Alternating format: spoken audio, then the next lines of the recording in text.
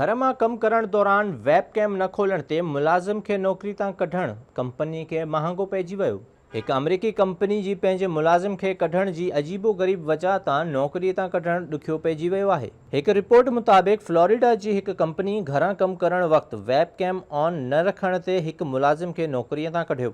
Florida जी telemarketing company पंहिंजनि मुलाज़िमनि खे चयो त घरां कम करण वक्त उहे रोज़ानो 9 कलाक पंहिंजी वेब कैम ऑन रखनि, पर हिन मुलाज़िम खे इन ॻाल्हि ते एतराज़ हुयो छो त कंपनी हिकु अहिड़ो प्रोग्राम इस्तेमालु करे रही हुई जंहिं में इस्तेमालु कंदड़ माण्हू या सारिफ़ खे लैपटॉप जे स्क्रीन सां गॾु पंहिंजी लाइव वीडियो भी शेयर करणी हुई।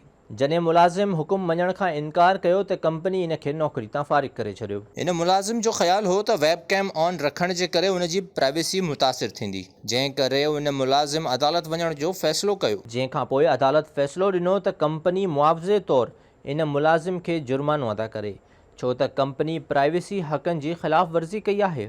अदालत कंपनी ते $72,700 जो यानी 1.5 करोड़ खां बि वधीक पाकिस्तानी रुपयनि जो जुर्मानो आयद कंदे चयो त घरां कम करण वारनि मुलाज़िमनि खे पंहिंजी वेब कैम ऑन रखणु इंसानी हक़नि जी ख़िलाफ़ वर्ज़ी आहे।